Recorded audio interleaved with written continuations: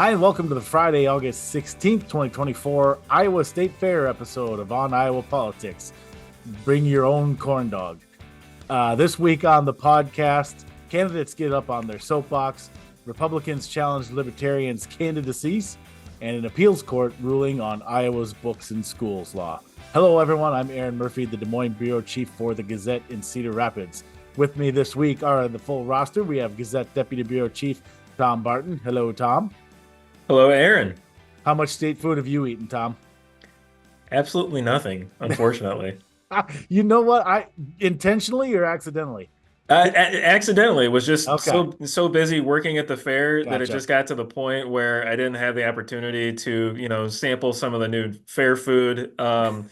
Despite taking recommendations from political candidates and everybody else as to what I should try, and then never got around to it. For the benefit of those not watching us on the YouTubes, Jared is absolutely beside himself right now. Sarah Watson of the Quad City Times is with us. Hello, Sarah. Hello. So you're telling me that the Gazette didn't spring for the 2-foot-long lobster roll for you guys for the state fair? $100 or upwards of $100 or somewhere around there is what I was told, and I have Oh my gosh. A bargain at any price. I just have a hard time putting that down on my expense report and trying to justify to editors that it's worth it. Oh man. All right, Jared McNett of the Sioux City Journal is with us. Hello, Jared. Yeah, good afternoon or whatever. I'm very angry now. Jared's all thrown off. And finally, Gazette columnist Todd Dorman is with us. Hello, Todd. Hello. All right. First up this week, clearly, we are in the throes of the Iowa State Fair, and that means we also have the annual Des Moines Register Political Soapbox. For those of you unfamiliar, the Register puts on the event each year at the fair. Candidates for public office speak on a platform just outside the Varied Industries building, which is right on the main concourse across from the grandstand. As we all know all too well, sometimes when the soapbox is overlapped with performances from the grandstand, and it becomes a little bit harder to hear those candidates. So they've been out, the candidates for Congress especially have been out at the State Fair soapbox this week, and we got a few clips of some of those that we're going to talk about. So let's hear a few quick highlights, and we'll start with Christina Bohannon, the Democrat running for Congress in Iowa's 2nd district. Did I get that first? I'm still struggling with those new numbers. Christina Bohannon, Democrat from the 1st district. Here's her. Miller Meeks said this past week that candidates who focus on the abortion issue have nothing else to run on. Essentially, they're desperate. What's your reaction to that? Well, that's what we would expect her to say, right? Because the thing is that she doesn't want that to be a big issue, because her record on that is really bad. She has just supported the most extreme laws, from the 6-week ban that is now law in Iowa, to the life at conception bill in Congress that would ban all abortions nationwide with no exceptions at all for rape, incest, or to save a woman's life. So I can understand why they want to downplay that issue, but I will tell you, as I've gone throughout this district, people are fired up. Women are very upset about this, and that includes independent women and a lot of Republican women as well. So it is an important issue. But look, we are not only focusing on abortion.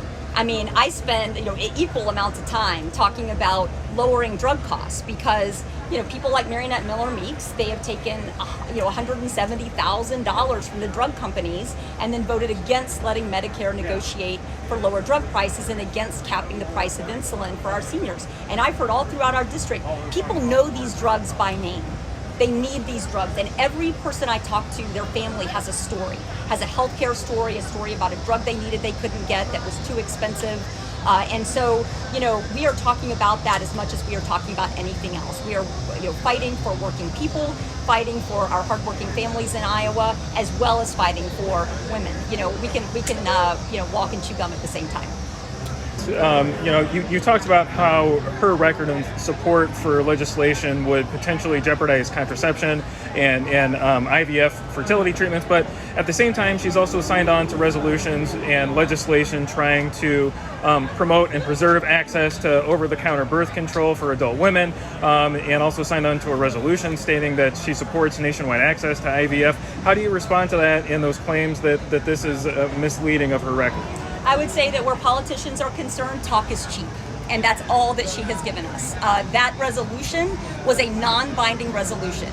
There were bills in Congress that she could have actually signed on to that would have provided legal protection for IVF fertility treatments, and she refused to sign on to them. And then she did actually vote no on a bill that would have given people the right to birth control now in the year 2024. So what we are seeing from her over and over is an attempt to downplay her record to make it seem like she's more moderate than she is by just saying things. But when it comes to giving actual legal protection that matters to Iowa women, she has been a no vote every single time. All right, that was Christina Bohannon, and now here's a clip from Sarah Corkery, who is the Democratic candidate in the 2nd district. Thank you, Tom. So I think that the party is re-engaged. Every time we have swung too far to one side, it always swings back. So here in Iowa, right, we've got the trifecta with the government, House, and Senate. So I think that the party is re-engaged. Every time we have swung too far to one side, it always swings back. So here in Iowa, right, we've got the trifecta with the government, House, and Senate. And their stuff they're pushing through is mean. Coming after our LGBTQ kids laws 2 years ago, coming against our AEAs, which help disabled kids, now coming against women's access to health care, and it will be contraception yet. So we need to get Iowans and Democrats fired up about these issues and out to the polls this fall. Like I said, here is where we vote, and here is where we have a lot of problems to fix. But Democrats are excited. I heard a lot that, I know I told you I was going to vote, but I really wasn't. And now with Kamala at the top, they're like, we are voting. We are voting. And we have seen lifelong Republicans and independents at county fairs walk over to our booth and say, I'm ready to switch. I'm done with Trump. All right, Tom, you and I have both been covering the soapbox, and by you and I mean very much mostly you. Is there anything that jumped out to you, anything that stood out from the candidates that you've covered this week? Yeah, there was, and this actually ties to something that that you had covered earlier this summer. There was a Iowa Democratic Party event where Jennifer Converse got on the stage and talked about message discipline and how Iowa Democrats need to be disciplined about their messaging heading into the November election, and that the issues that are going to play well for Democrats in this election cycle have to do with abortion rights, reproductive freedom, and supporting public education, going after and attacking Republicans over the education savings accounts, the taxpayer-funded savings accounts that Iowa families can use to send their child to private K-12 schools, and also going after them about the overhaul and the revamp that they did this past session on funding to area education agencies, the agencies that provide support to local school districts, and specifically providing support for children with special needs. And so we both heard from Sarah Corkery as well as Christina Bohannon talking about the importance of protecting abortion rights, protecting reproductive freedom, protecting the ability of Iowa women to make their own healthcare decisions in consultation with their doctor, and that burdening providers with having to worry about making legal decisions or legal determinations, in the exam room, being able to provide kind of the full spectrum of care that Iowa women need, and being able to provide, the standard of care that everybody deserves and should have, without having to think about the legal repercussions, and without having to think about how they might be disciplined, and whether their license could be revoked or suspended. So I guess just one thing that stood out to me, there was a lot of messaging along those lines. The other thing that stood out to me, specifically as it pertains to Sarah Corkery, Cedar Falls Democrat, who is running to challenge Republican incumbent Ashley Hinson in Northeast Iowa's 2nd congressional district. she talked a lot about Iowa's new 6-week abortion ban, and talked a lot about the education savings account. So her messaging, it seems, was focusing more on state level issues and state level policies that are being decided by the Iowa legislature, and not so much on federal or national issues before Congress. And so it seemed, I guess, a little puzzling both to me and other reporters, observers who were there, who, thought that kind of her messaging and campaign was more of what you would hear from somebody who'd be running for a state legislative seat, not somebody running for Congress. Again, I think the thing that was, I guess, most interesting to me and stood out most to me was, again, kind of her criticism and attacks on the education savings account, excuse me, that was passed last year by the Iowa legislature. She said that there needs to be an end to these tax-funded savings accounts, and said that her father, who is a retired Lutheran minister, said that, private schools are lovely places, but most are Christian schools, not required as public schools are to accept students with disabilities like her son, and said that, quote, "We are Christianizing the next generation, and it's not right. We should all be able to have our own beliefs and our own thoughts." Again, it seemed more of like an attack that you would hear, again, from somebody running for state legislative seats. Christina Bohannon, I thought she had really good attack lines against Marionette Miller Meeks, the Republican incumbent, representing Southeast Iowa's 1st Congressional District. She criticized Miller Meeks for accepting thousands in campaign contributions from pharmaceutical companies, but voting against legislation letting Medicare negotiate for lower drug prices, and capping the price of insulin for seniors. She also criticized Miller Meeks for voting against the bipartisan infrastructure deal while publicly touting projects in the district supported by the federal funding. And she kind of used both of those things to emphasize, the need for politicians to prioritize working class Iowans over wealthy donors and special interests. I thought that was a very effective attack line from Christina Bohannon, especially considering she also worked in her own background, talking about knowing firsthand the struggles that Iowa families face, recounting her own family struggles growing up in a rural trailer park in a small town of about 700 people. Talked about how her father worked as a construction worker. Her mother worked part-time in a daycare. And as a teenager, her father fell ill from emphysema and had his health insurance canceled, forcing the family to choose between paying for his medicine and paying for the family's bills. She talked about how her father couldn't get new insurance because of his pre-existing condition, and said that, quote, "We lost everything trying to save him because we couldn't afford the prescription drugs that would take to save his life." She says that she's talked to people all over the district with stories like this. And then she had a really, I think, effective closing line, kind of wrapping all this up. She talked about, quote, "If Representative Miller Meeks doesn't get that life-saving drugs for her own people are more important than drug company profits, if she doesn't get that our rights and freedoms are more important than pushing Project 2025 or her own extreme agenda, then she doesn't know what the word representative means, and she sure as hell shouldn't be ours." And I just felt that was just such a strong closing line from her in this really competitive congressional race. One of one of the most competitive races in Iowa, if not one of the most competitive races of this cycle.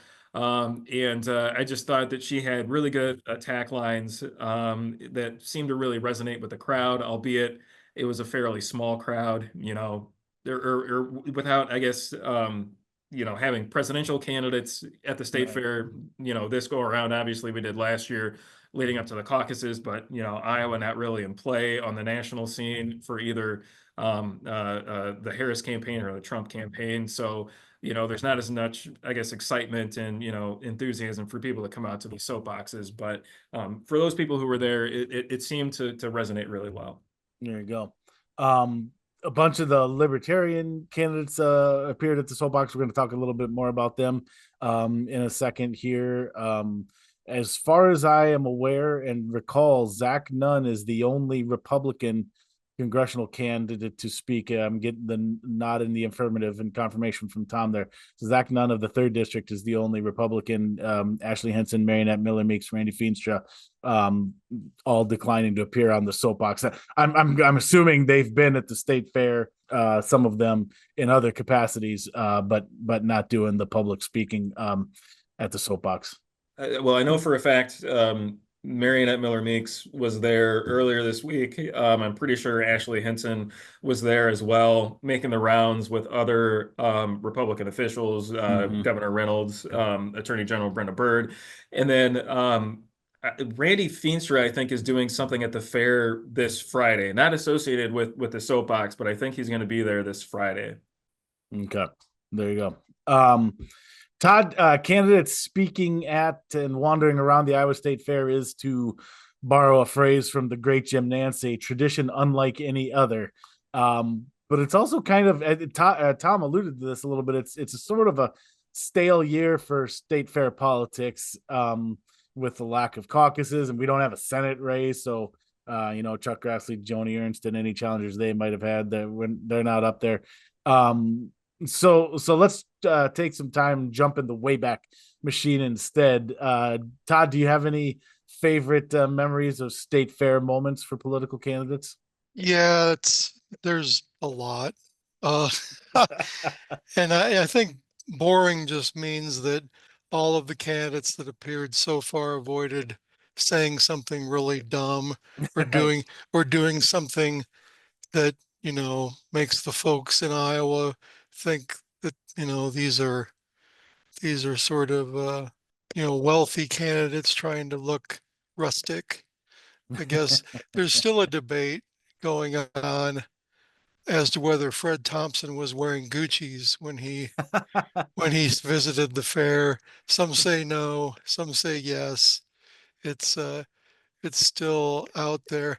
It was Ferragamo's, Todd, not Gucci's. Really? Fred Thompson, yeah. Yep. So it's been settled. I Supposedly. Yeah.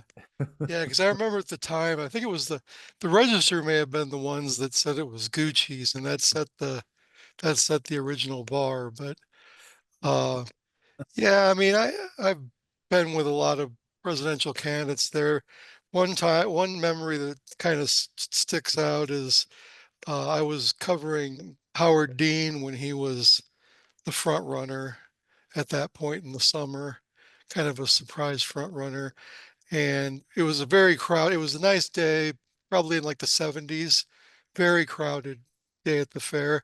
And Howard Dean and I, was the former governor of Vermont. We became separated from his campaign staff and lost them. So it was just I and, Howard Dean walking around the fair trying to figure out where his That's staff, a real exclusive where right his there. staff went. Yeah. It was a little bizarre. That was the same day he played blues at a bar in Des Moines. I think he plays bass. I think that's what I remember correctly. Probably the most awkward still, Mitt Romney. He flipped his pork chop onto the ground at the pork tent. And then when his speech probably had the one line that may have actually had a real impact on the campaign, not just for that day. And it was at the fair that someone got in his face questioning him at the soapbox, and he said that corporations are people too, and that kind of stuck because his whole problem was that he sort of looked like everybody's a-hole boss. That was Mitt Romney's problem. Little did we know that he turned out to be a statesman later and resisting the Trump campaign. Yeah, so it's trying to not look bad while doing stuff that's fraught with danger. See Perry, Rick. Yeah. And Joe Lieberman was running, and he was eating a fried Twinkie, and a reporter asked him if it was kosher. and he seemed to not like that question very much. Bob Graham decided to stop he's a senator from Florida, decided to stop the butter cow line to explain to the reporters all the things he knew about, animal husbandry or something Oh my like that. goodness. And people started yelling at him, "Come on, Mhm. Senator, we want to see the butter cow." I believe that 100%. Nobody, you can't impress them there. It's just, Yeah. yeah, and then the mega candidates you couldn't get close to. Hillary Clinton Right. came, Right. and there was just a huge crowd around her, and Barack Obama came, and some people complained that he held up the line at the Budweiser tent, and they couldn't get their beer as fast as they wanted to. So That's what's truly important. yeah, well, I mean, well, my own personal non-reporter memory, I was at the fair when I would have been 17, and I saw the debate. It was the debate where Joe Biden plagiarized Neil Kinnock, not Niall Kinnock, Neil Kinnock, In 88, right? it was the Yeah. 88 cycle. Wow. That was where he plagiarized. And when I got out of that debate, I wasn't a normal 17-year-old, so that goes without saying. But I was standing in line for a sandwich, and they made me get out of the way so that Michael Dukakis could get in and get his food first. And I'm like, this is just so wrong. The Yeah. the ones that always come to mind for me whenever I think about this stuff is and I know I've mentioned it before, but it's such a funny one. Trump giving kids helicopter rides in 2015 and telling one he's Batman. That's a classic. The John Delaney going down the slide, of course, which is, an indelible image. Like anytime I just think about the fair in general, that's one of the first things that comes Yep. to And the if front I of my see mind. that slide, which is iconic, so they show it constantly in State Fair commercials, and that's instantly what I think of. Well, and I actually thought of that slide after the Trump the foiled assassination attempt, because when George W. Bush came as president to the fair, people were mad because the Secret Service closed the slide because it was a place that you could Get apparently up was in high the on. line of Yeah. So Interesting. obviously not. If there'd been this Secret Service, people would have just been sliding all they wanted. They could have slid and said, "Hey, who's the guy up there with a rifle?" Yeah, like they would So have been on the ski lift and everything. yeah, The other more recent one I think of, because it's always a risk with being at the fair, is Buttigieg just like wrecking shop on the food at the state fair in 2019, like devouring the pork chop. I know that's another more recent classic one. Excellent. I didn't see that, but I was just talking to someone about this. Very short-lived candidate this last cycle. Francis Suarez, do I remember that name right? The Miami mayor. I just happened to get tagged to him one day and followed him around, and it's same thing, Jared. Oh my God, this guy, and he wanted to try it all, and he did. And on top of it, he's a guy who clearly takes care of himself, like he's a fit guy, and man, he was putting his stomach through the ringer that day because he wanted to try it all, and he did. I was blown away watching it. See, I think that balances out because everything is so spread out for like the new foods that like you can try a lot of that and still get your steps in. That's and true. I was be gonna say, you're fine. walking it off in between. That's true. And just to put the Delaney thing, I know I've told this story on the podcast before as well, but if any of y'all hadn't caught that episode, I was with his campaign folks just as that was going viral. And that was a wild thing to experience, just watching the inevitability washing over them, and the kind of like they knew what was happening and how bad that looked and what a kind of a viral moment that was becoming, and they're watching it unfold in real time. That was fascinating. The only presidential cycle that I covered at the fair was the 2020 Democratic cycle. And it just, I think it's a mark of how big the field was, that like Bill de Blasio with his like 6'5" frames, right. like over there, like bouncing a basketball just like by himself, like no herd of reporters, like people don't know who he is. And he was like, he's like former mayor of New York City, but Right, you know, right. there's so many other candidates that No. people were kind of flocking to, and media were flocking to. And so it's like former mayor of New York's just like kind of on his own at the fair. Yeah, and that's to that point. Then the flip side of that in that cycle was the day that we've already referenced here, but not collectively, that Bernie, Hillary, and Trump were all at the state fair on the same day. Holy moly, was that madness. I don't think I'll ever experience something like that again. I did not get to cover the helicopter rides. Rod Beauchart went over and had that duty. I think I covered Bernie and maybe a little bit of Hillary too. I think they were far enough apart that I was able to cover both of them. But man, that was a wild one.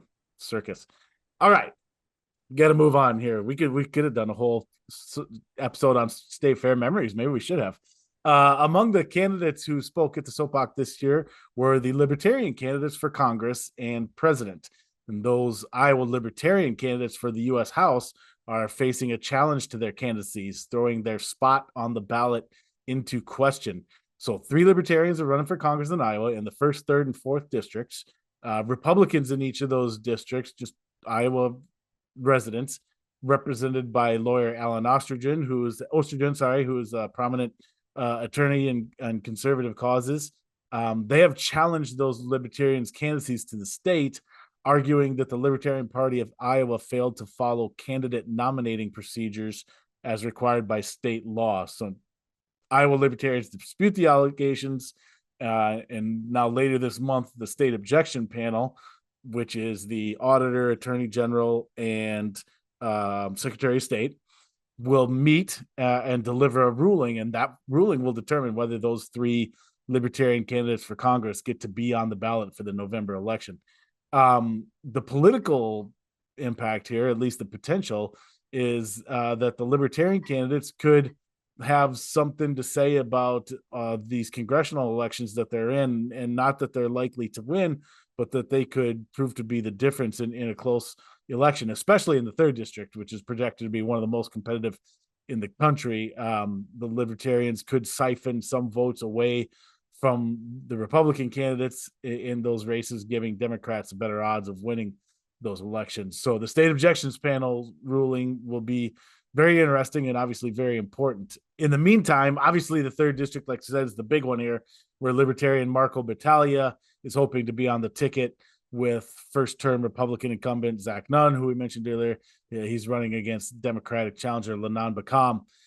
Jared, is there any chance that Libertarian Charles Aldrich could play spoiler for Republican Randy Feenstra's re-election bid in the 4th district?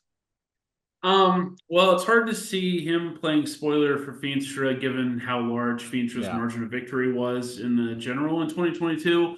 But I was thinking about it that I could see the raw vote total for the Libertarians being decently more than what they got in 22. And I say that for 2 reasons. Obviously, 2022 was an off year election, so the total is always going to be lower, especially when you compare it to a contentious presidential election year. And then I was also wondering too if because the 4th district is rerunning the same Democratic and Republican candidates as 2022, if there are maybe some more, kind of idiosyncratic voters who might have voted for Feenstra or Melton in 2022 decide that they don't want to cast the same vote in the exact same race again. So that was enough to at least make me think that maybe the Libertarians will have a little bit higher vote total this time than last time, but not enough to appreciably make a difference, I don't think. Well, and you have the same dynamic as well in the 1st congressional district with a rematch between Marionette Miller Meeks and Christina Bohannon. And Nicholas Gluba, the Libertarian candidate running in the 1st district, alluded to that at the Des Moines Register soapbox at the state fair, talking about how that he could lure away some first district conservative Iowans unmotivated by Miller Meeks, who may be looking toward the Libertarian on the ballot. He talked about Miller Meeks fending off a primary challenge in June from Davenport Prayer Breakfast organizer David Pouch. Potentially he could be a spoiler candidate in that race, but I guess, we'll see. Yeah, no, that's such a good point, Tom. And we had talked after that primary about the vote share that Republican challenger got, and it was not a small number that voted against Marionette Miller Meeks in that Republican primary. Right, and Nicholas Gluba alluded to that at the soapbox. Yeah. Sarah, correct me if I'm wrong. Did the primary challenger, did David Pash come within 12 percentage points of Marionette Miller Meeks in that primary? Yeah, it was something like that. Here we go. I got it here. It was 56-44, so a 12-point margin. But the point being there, the 44% of Republican primary voters voted for someone other than Marionette Miller Meeks in that primary election. So that's something you think about when now there's another, possibly a third candidate in this race that for some of those maybe disaffected for whatever myriad reasons, disaffected Miller Meeks voters, that maybe they go to a Libertarian candidate instead. And I don't look, this is not a scientific thing. The vast majority of those could be the kind of voters that'll turn around and vote for Miller Meeks no matter what, but there could be some in there and again in a close election enough that could move the needle in the ultimate outcome. So it'll be interesting. I do definitely think that the two candidates are probably have very different profiles. David Pouch was a super socially conservative Republican, and the Libertarian Party, traditionally is more about freedoms that so David Pouch was not in favor. Yeah, individual liberty. You're right. Yep. And David Pouch was, against same-sex marriage and some of those really social conservative issues. So I don't know. It'll be interesting to see for sure. Yeah. All right. Finally, late last week, a federal appeals court overruled a lower court judge and effectively cleared the way for Iowa's 2023 law that bans books with depictions of sex acts from K-12 schools. It allows that law to go into effect. It's not officially in effect yet, but it's essentially cleared the legal path for that to happen. And that should happen within the next couple of weeks here. The ruling came with the start of the new school year, obviously just a few short weeks away. It's the latest legal turn in this law's complicated life, and we may not yet be done. More litigation from the groups challenging the law could be coming. The federal appeals court ruling didn't close the door on all future litigation here. So the law went into effect back in the summer of 23, was blocked that December, and now apparently we'll be back on the books soon.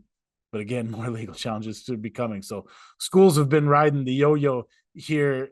Sarah, Davenport was one of the many school districts across the state that pulled some books off the shelves originally when the law went into effect. Forgive me, I don't remember what they did when it was blocked, if they put some of those books back.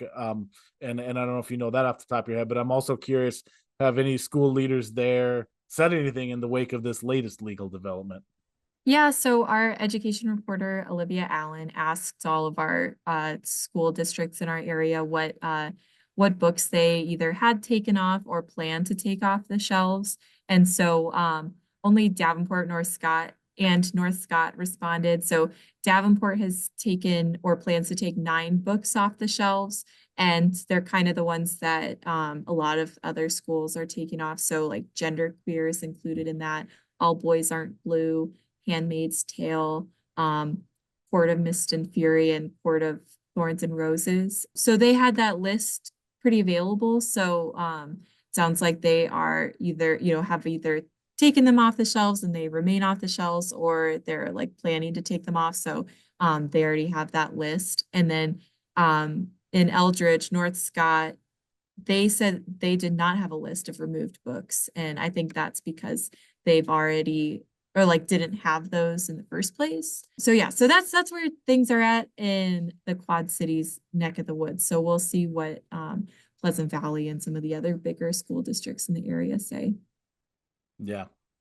Well, and I think it's interesting too. And Jared, I don't know if you'd heard anything from any Siouxland schools, but I think I wonder how many schools are out there that had taken some off, and I believe there were reports of some schools that put them back on the shelves, and I don't have that in front of me. Forgive me, but some schools that when the law was blocked, they put those books back, and now they're going to have to take them off again, I assume. Unless things have changed, I remember the last time we talked about this when I was checking that database that the Register put together. The Sioux City district itself hadn't had a lot of issues, but it was more some of the mid-size and like smaller districts in our area that did. An interesting one, and if there are more legal twists and turns coming, we'll follow those too. Any last that was such a fun block. Any last State Fair memories? Before, if Caleb was here, he would surely talk about the time he got poured on in the rain when the storm broke out while he was covering Mike Pence. He loves to tell that story. And getting to see Vivek Ramaswamy rap Eminem. Oh, that's right. That's right. Last year, during the fireside chat, the governor Reynolds, chat, excuse me, Fairside chat with Governor Reynolds. Yeah. Yep. So no fair foods at all.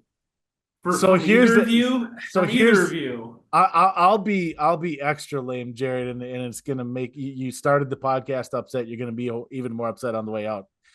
I intentionally avoid it because I just worry. I'm only ever there for the job, and I don't know if my body can handle that eating that food and then having to run around and face track these kids. Aaron, what state did you grow up in? I know, right?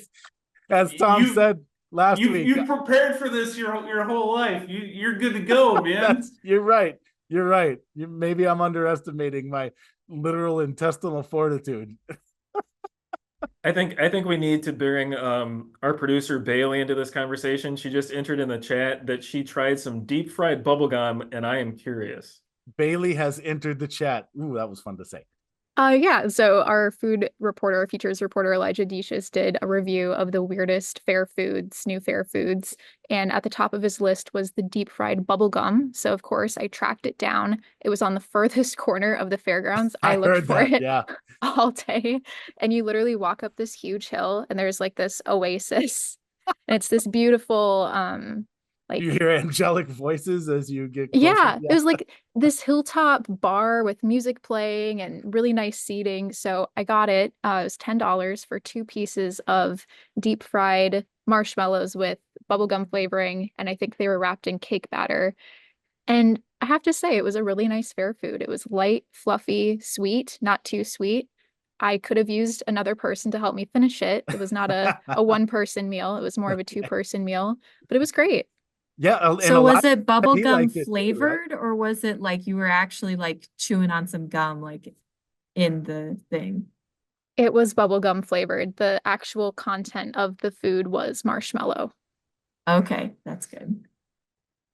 One I was curious about, Bailey. I don't know if did anyone try this, or did you try this? The deep fried PB&J Uncrustable. That was one of the ones that was new and on the list, and that was intriguing to me. I forgot about that. Not that one. I do need to go find, because I am not ashamed as a near 50-year-old man that I love Uncrustables. I actually found that out recently. My daughter, who just graduated from high school, would throw them into her school lunches sometimes. So they're and then you would in steal the freezer. them. And then one day I was like, had nothing else in the fridge for lunch, and I was like, F it, I'm gonna try one of these, and I loved it. So yeah, I gotta try a deep fried one now. Did anybody try the lobster roll? Like, I know they had smaller options too. I was curious about that. No, I wanted to try it.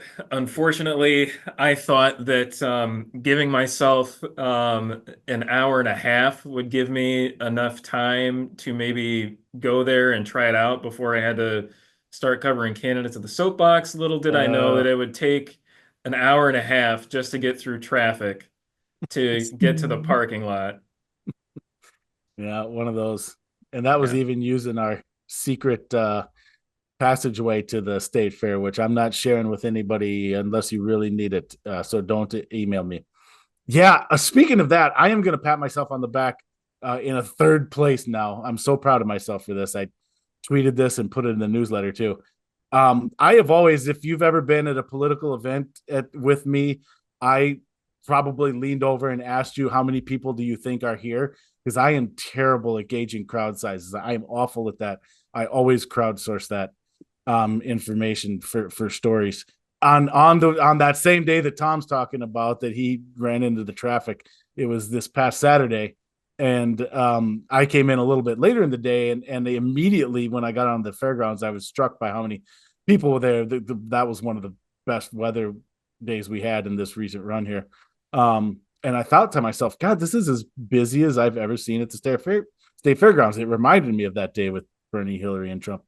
And sure enough, I found out the day later, it was a record day for State Fair attendance. So maybe I'm not quite as bad at judging crowd sizes as I think. Underestimating my stomach's ability to handle fair food. I think I'm selling myself short here. I got to go out there and live. All right. On that note, we'll wrap her up here. We appreciate y'all for joining us. If you're not already, subscribe to us on your streaming service of choice or on YouTube, where you should also smash that like button. And you also can find the podcast each week on your preferred Gazette or Lee newspaper website. Now that you've listened to the On Iowa Politics podcast, make sure you're also subscribed to the On Iowa Politics newsletter, where every morning in your inbox you will receive all the latest politics and government coverage from our team. You can subscribe to that free newsletter at the Gazette's website, thegazette.com. Tom, I think you made a pitch on the newsletter recently at On Iowa Politics, and that gave us a little subscriber bump, or was that just coincidental? Or not On Iowa Politics, at Heinsohn Politics. Maybe we had something posted there? Oh, well, maybe I'm giving... Listen, Tom, here's a good life lesson. If someone gives you credit for something, even if you didn't do it, take the credit. If someone asks if you're a god, you say yes. Say yes, exactly. If Ghostbusters taught you nothing, Tom. All right. Anyways, we got a nice little bump recently in newsletter subscribers. So join the fun. And lastly, don't forget that the work of everyone who heard here today can be found on the pages and websites of the Quad City Times, Muscatine Journal, Cedar Rapids Gazette, Waterloo Cedar Falls Courier, Mason City Globe Gazette, Council Bluffs Daily Nonpareil, and the Sioux City Journal. For Tom Barton, Sarah Watson, Jared McNett, Todd Dorman, and our producer Bailey.cichon, I'm Erin Murphy. Be well and be good.